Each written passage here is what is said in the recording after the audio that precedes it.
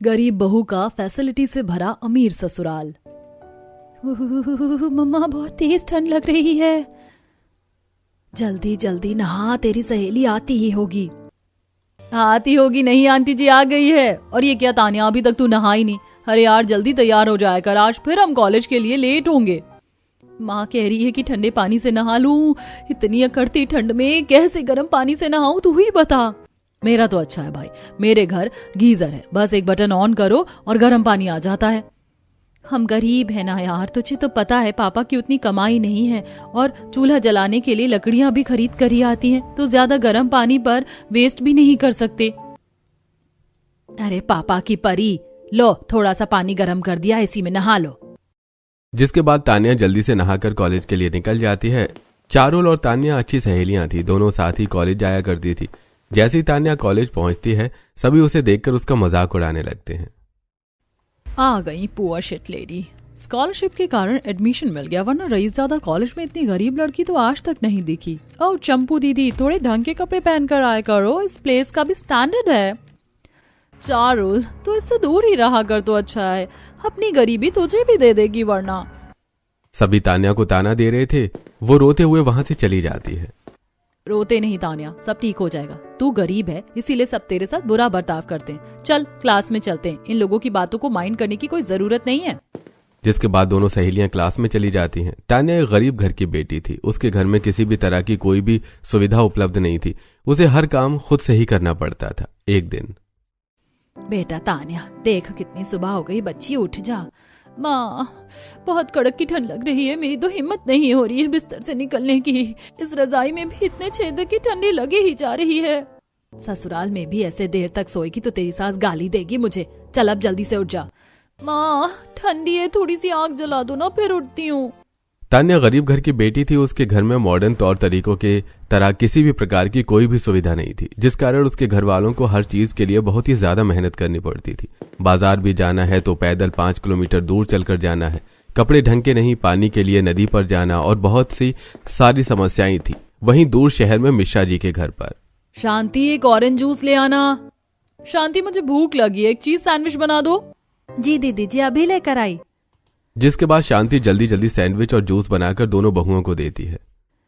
शांति ये क्या, तुम्हें पता है मैं स्पाइसी नहीं खाती, फिर भी तुमने इसमें इतना सारा तीखा सॉस लगा दिया। कोई ना, नेक्स्ट टाइम ध्यान रखना। जी दीदी जी। बहू ये देख कुछ लड़कियों की फोटो आई है, कैसी है? मेट के लिए? वाह भाभी सो फनी, मम्मी छोटे भैया की शादी के लिए लड़की देख रही हैं। मॉम जी आपकी चॉइस इतनी बुरी कब से हो गई, सारी ही लड़कियां बेकार हैं। वही ना भाभी, मुझे भी नहीं पसंद आई एक भी। अच्छा वेट, पंडित जी ने एक बंडल फोटो और भिजवाई है, उसमें देख लेते हैं, ये लो। सुषमा जी सभी को फोटो दिखाती हैं, जिसमें से घर वाले 3 लड़कियों को शॉर्टलिस्ट करते हैं। माँ ये लड़की सबसे ज्यादा प्यारी लग रही है। ये तीनों ही अच्छी हैं, किसी से भी बात चला लो। ठीक है, मैं आज ही पंडित जी से बात करती हूँ शाम में। उन 3 में से 2 लड़कियों ने मना कर दिया, अब बची ये एक। इसके घर वाले शादी के लिए राजी हैं, सब ठीक है, लेकिन ये गरीब है। बहू अगर लड़की गरीब है तो क्या शादी ही नहीं होगी? ऐसा नहीं है माँ जी, 100 फोटो देखने के बाद तरुण को ये लड़की पसंद आई है, मुझे कोई एतराज नहीं है, लड़की गरीब हो या अमीर, बस बहू सुशील होनी चाहिए। मुझे भी लड़की पसंद है। अरे जब लड़की लड़का राजी है तो बस सब कुशल मंगल। नहीं, इस घर में गरीब लड़की नहीं आएगी। मैं किसी गरीब लड़की को अपनी भाभी नहीं बना सकती।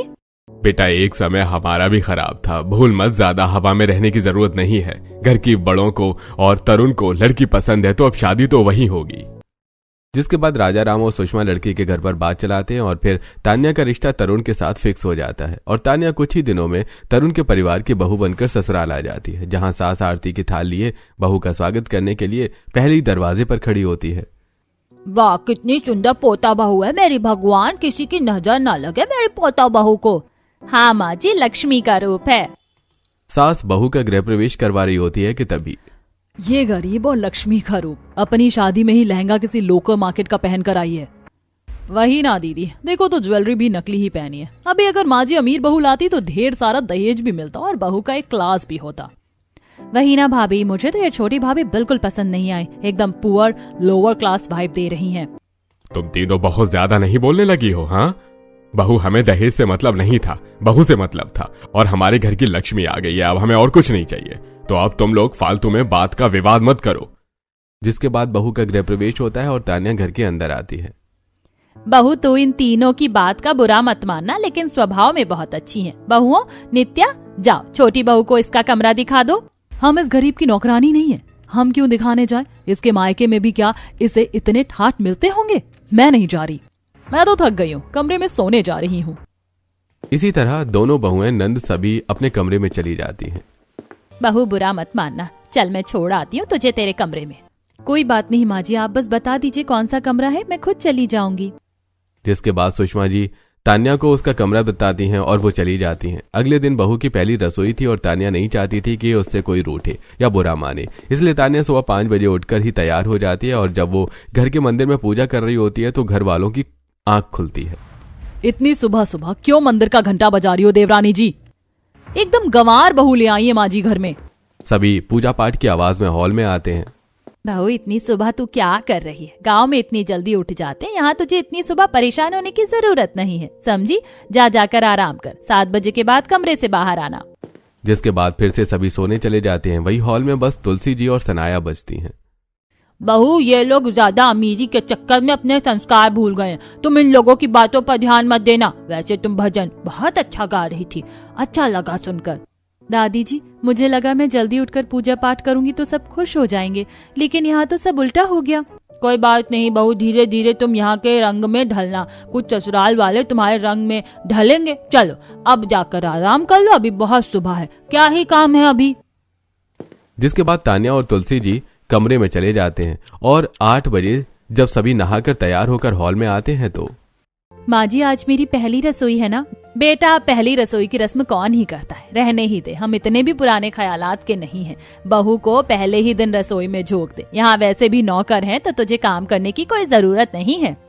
नौकर हैं ठीक है, लेकिन पहली रसोई की रस्म भी जरूरी है। बहू, आज तू अपनी पहली रसोई की रस्म कर ले, उसके बाद फिर रसोई में नहीं जाएगी तो चलेगा।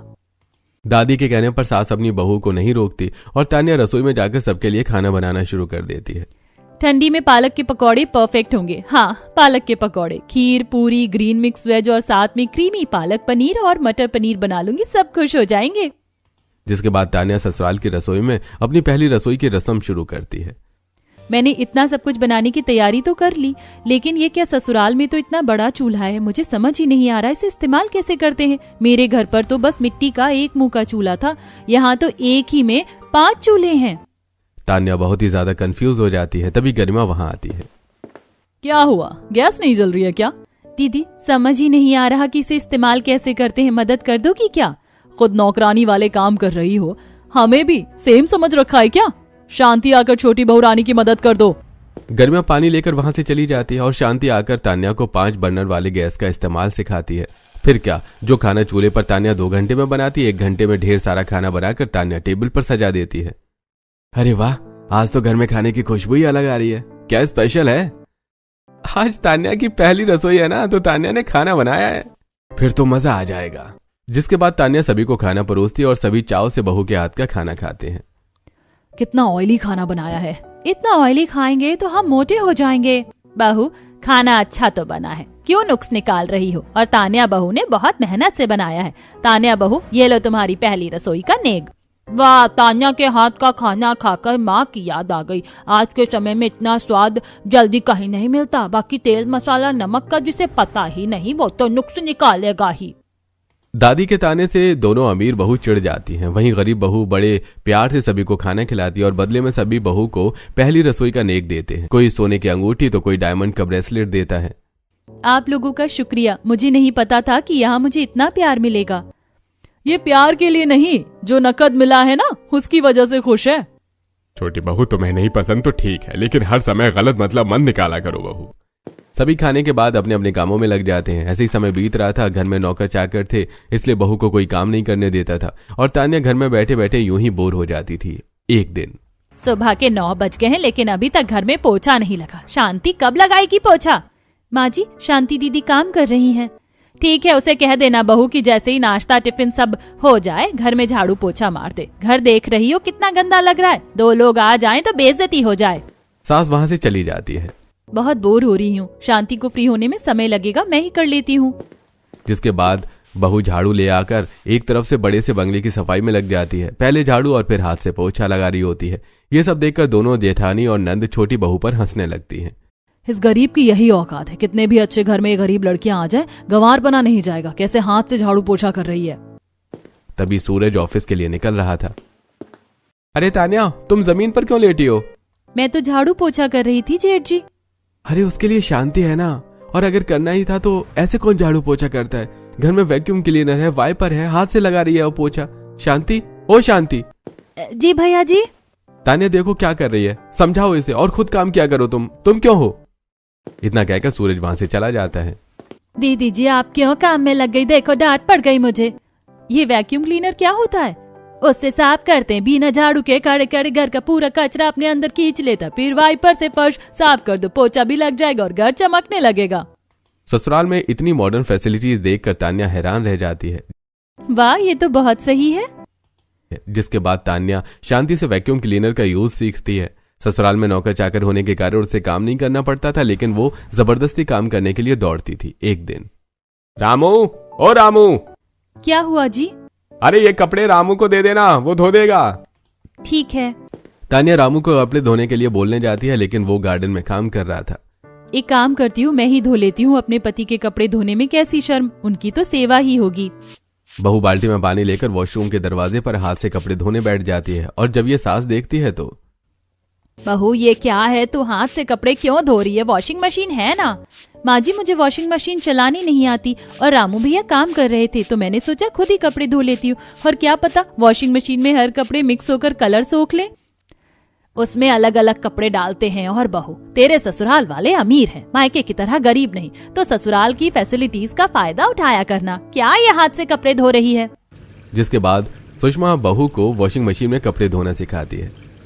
वाह, आज तो मजा ही आ गया, मैंने कुछ नया सीखा। तभी तान्या को उसके मायके के दिन याद आ जाते हैं कि कैसे उसे कपड़े धोने के लिए नदी पर जाना पड़ता था और वहां वो हाथ से कपड़े धोती थी। माँ जी पता नहीं इस गंवार को हम दो अमीर बहुओं के बीच क्यों ले आई, मेरा तो इसे देखकर ही दिमाग खराब हो जाता है। छोड़ो ना देवरानी जी, वो अपने कमरे में खुश है, हम अपने में। उसकी वजह से परेशान होकर क्या ही मतलब निकलेगा। चलो हम अपने पर्सनल सैलून में चलते हैं, मैंने ब्यूटिशियन बुक की है सेल्फ पैम्पर के लिए।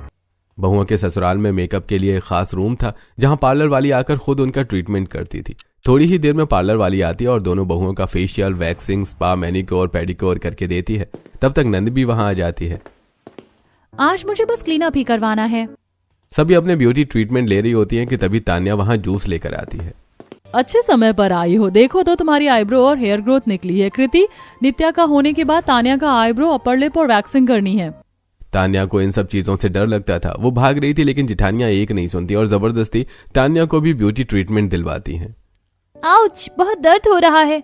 आईने में देखो खुद को, अब इंसान दिख रही हो। अच्छे से रहोगी तो देवर जी भी पूछेंगे, वरना एक समय के बाद आदमी इंटरेस्ट नहीं दिखाते। हाँ दीदी सही कह रही हो, अब से मैं भी आप लोगों के साथ ब्यूटी ट्रीटमेंट लूंगी।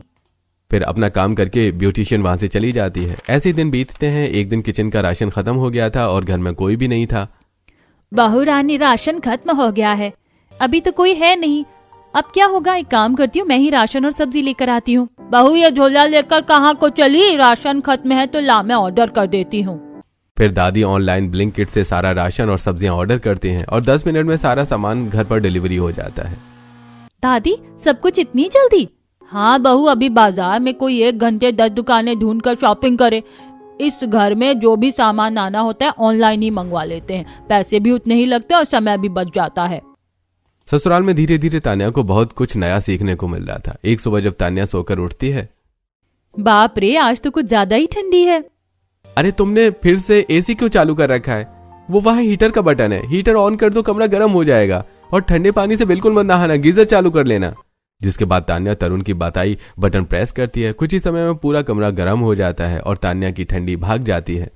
वाह, ये तो बहुत सही है, एक बटन से पूरे कमरे का तापमान बदल गया। अभी मायके में होती तो घास के अंदर छुपना पड़ता गर्मी के लिए, वहाँ ठंडी से बचने का कोई उपाय ही नहीं।